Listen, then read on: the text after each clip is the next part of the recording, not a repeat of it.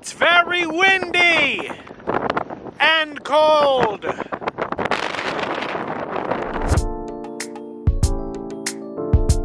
Hi, I'm Chris. In September of 2019, I took a European vacation. In 8 days, I visited Paris, London, and Iceland. This trip was a big deal for me. It was my first time visiting Europe, and it was my first time doing any real travel on my own. Now, I'm not a wealthy person. This trip involved a lot of saving and researching how I could do things on a budget, and I think it worked out pretty well. So I wanted to make a video telling how I did it so that hopefully it might be able to help someone else who wants to do something similar. I'm mainly talking about Americans who want to visit Europe. I'm going to give you as much detail as I can, the travel services I used, where I stayed, how I got around, what I did for fun, and how I saved money in each of these areas. And most importantly, I'm going to give you an idea of what everything ended up costing me. I also want to share some of the mistakes I made so that you can learn from them as well and maybe have an even better experience than I did. I think this is going to be a pretty long video, so I really hope that it can help at least one person. So let me just jump right into it. Obviously, the first thing to consider was buying plane tickets. Now, I've wanted to visit Europe for a very long time, and at the beginning of 2019, I had finally saved up a little money, and I said this was going to be the year I was going to do it.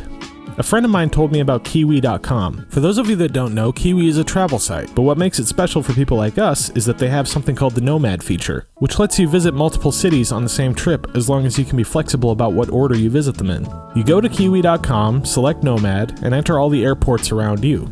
These are airports that you can either fly out of or return to. And then you put in all the cities you want to visit, about how long you want to stay in each place, and a range of dates for when you can travel. And then Kiwi takes all that information and basically finds the best combination of flights across all different airlines to get you the best deal. So for me, I live in Chattanooga, Tennessee, so I could fly out of Chattanooga, Atlanta, Nashville, or Knoxville. I knew I wanted to go to Paris, London, and Iceland. I knew that I wanted to spend about 2 to 3 days in each place, and I knew that I could do this anytime in September. I put all that in, and Kiwi gave me a few options for a trip.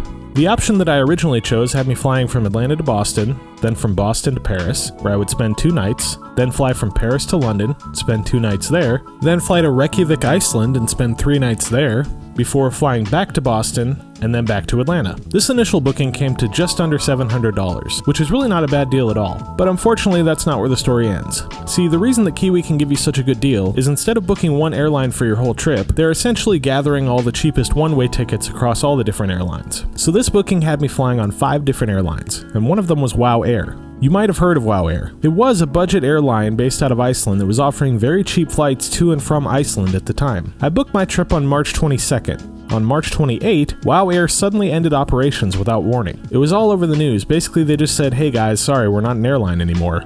Thankfully, since I booked through Kiwi, they got me an alternate flight. But it ended up costing me about another $250, bringing my total price for flights to about $942, which is not ideal, but there was really nothing I could do about it at that point, and it still wasn't a bad deal. This is a good time to mention that since Kiwi.com does book you on multiple different airlines, they do have something called the Kiwi Guarantee, which means that if something happens beyond your control, which causes you to miss one of your flights, like if one of your flights is delayed and you miss a connection with a flight on a different airline, Kiwi will get you another flight at no extra charge. They did charge me extra to replace the WOW Air flight, but I think that this is a special circumstance. With flights, you also have to consider luggage. Now, I hardly ever check a bag when I fly. Usually I can bring a duffel bag as a carry-on and my camera bag as my personal item, and that will be plenty for me for whatever trip I'm taking. I would recommend doing the same thing if you travel on multiple airlines. If you check bags, not only will you have to pay the baggage fees for each airline, which would really add up, but then you would have to recheck your bags every time you switch airlines, which means you'd have to collect them at baggage claim, check them back in, and then go back through security. It's just more hassle than it's worth. So I was planning to carry on the whole way, but I needed to make sure that the carry-ons I was bringing were going to work with the carry-on policies of all the different airlines. It turned out the only one it wasn't going to work with was EasyJet. They allow one carry-on but no personal item. So the 2 flights that I had with EasyJet, I did have to check one of my bags,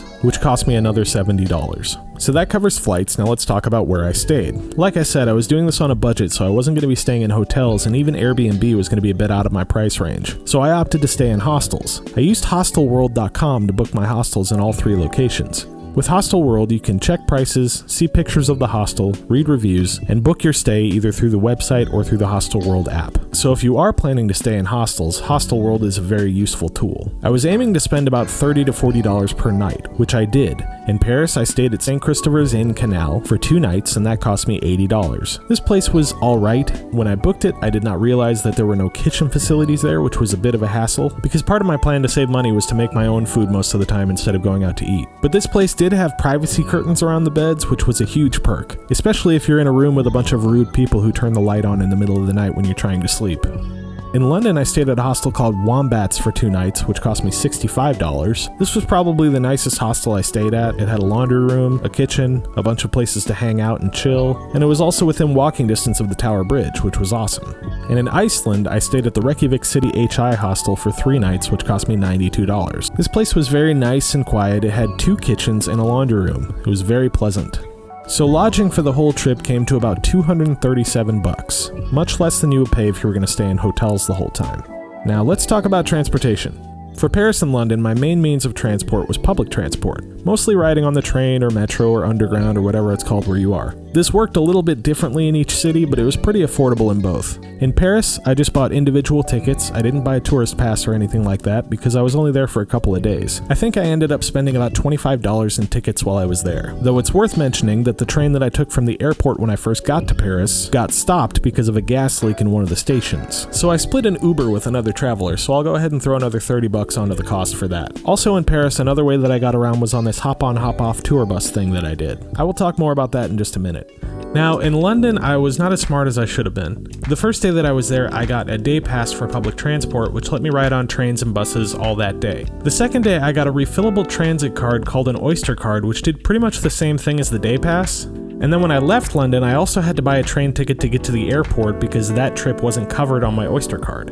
Altogether, I spent about $65 on transport getting around London. I'm pretty sure that I could have saved some money if I had done a bit more research. Public transport in London has these zones that you kind of have to pay attention to, and I didn't really look into that very much. So if you go to London, do a little bit more research than I did, and you should be okay. Also, in Paris and London, a big way that I got around was just walking. I walked many miles a day. Now, Iceland was a different story. I was staying in Reykjavik, but all the stuff I wanted to see was spread out all over the place. Public transport is not really an option there, so I had to rent a car. Now, I had never rented a car before, and as I'm looking back at it now, I'm thinking that I might have gotten a bit ripped off.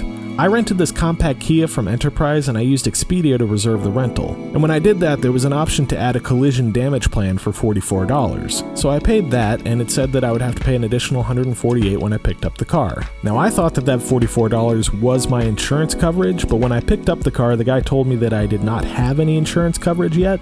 I told him that I thought that that was what I had paid for when I reserved the car, but he said that they didn't know anything about that, and it would really be better if I got insurance through Enterprise. Now, like I said, I've never rented a car before. I was in a foreign land that I've never been to before, and I really just didn't want to be driving around unprotected. So I just did it, and then he also sold me on the deal of not having to fuel the car up when you return it. I don't know if that was really a better deal or not, but it sounded like a good idea at the time. So instead of paying $148, I paid $287, bringing the rental to a total cost of $331. Definitely the most expensive part of the trip in terms of transportation, but I already knew this was going to be the case. I knew that renting a car was going to be expensive, so I had sort of planned for that already, but I think that I probably could have gotten a better deal if I had been a little bit more prepared. Another thing to remember about Iceland is that gas is very expensive. I think that it was supposed to be around $6 to $8 a gallon while I was there, so driving a smaller car definitely helped keep the cost down.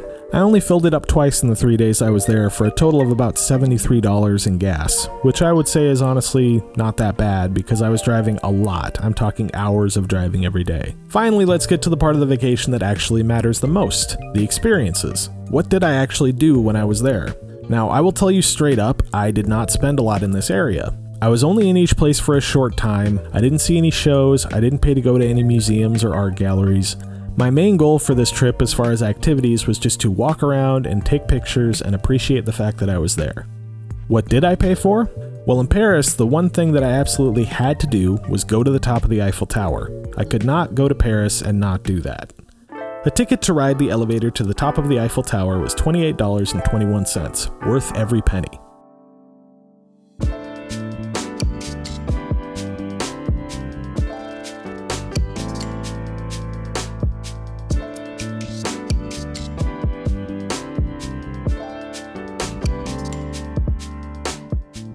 The other main thing I paid for in Paris was the hop-on, hop-off bus tour thing that I mentioned earlier.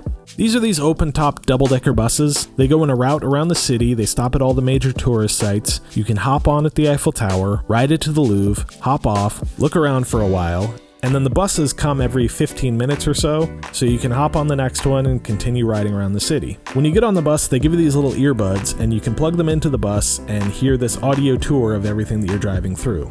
And there are several different routes that go around the city, and they all intersect, so you can jump from one route to the other and see the whole city.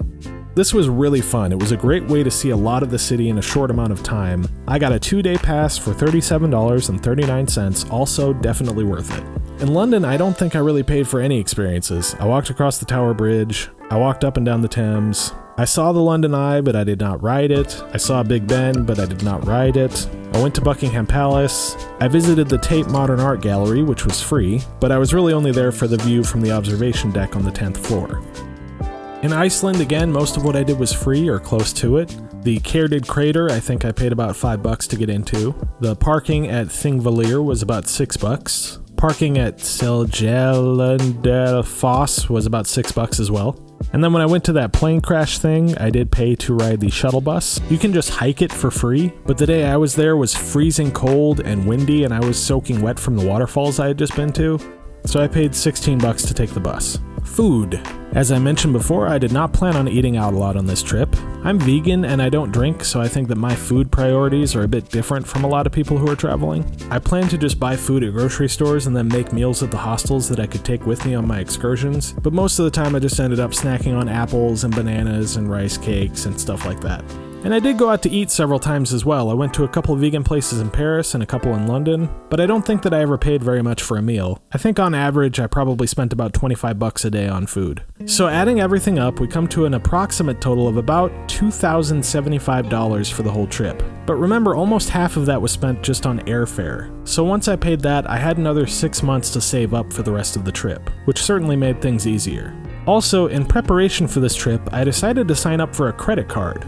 I've never had a credit card before, which might sound crazy, but as someone who's still paying off student loans, I was just always very hesitant to do anything that I thought might lead me further into debt. But I knew that traveling with a credit card would be a lot safer and make things a lot easier, so I finally did it. I use Bank of America, so I got a Bank of America Travel Rewards card, and this card lets you earn points that you can redeem towards travel-related purchases. And when I signed up for it, it came with a sign-up bonus where you got $250 worth of points if you spent $1,000 on the card within the first 90 days of having it. So if we take that $250 off the $2,075 that I spent, the total price for the trip comes in at around $1,825.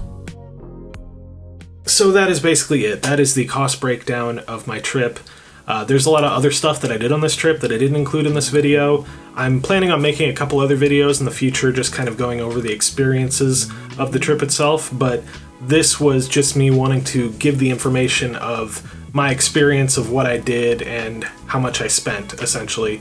The reason for doing this is that I am not someone who makes a lot of money. I'm someone who always kind of saw other people traveling around the world and didn't really think that that was something that would ever be possible for me. And I was able to do this, which I feel like was a pretty great trip, without really having to break the bank. And so I just wanted to make a video and put it out there to show that that is possible and hopefully give you some ideas of stuff that you could do. Obviously, your experience may vary, prices are going to fluctuate and all that, but hopefully if you're someone who doesn't make a lot of money or doesn't think that travel is really within your reach, hopefully this kind of shows that that isn't true. I had a really great time. It was a really great experience for me to be able to go and witness other cultures and be in a different part of the world, and it was really an adventure for me. And so I would highly encourage anyone else to do this. Obviously, there are still people who are less fortunate than I am, who maybe wouldn't be able to even afford something like this. But I think that even for those people, some level of travel might be more within their grasp than they realize. So that's sort of the whole point of this, is just to show that even if you think that this isn't possible for you, it very well might be. So thank you for watching this video. I hope that it was helpful. I worked really hard on it. If you found any of this information helpful, or if you have any other tips and tricks for traveling on the cheap, then let me know. I would really love to hear that. But again, thank you so much for watching, and have a great day.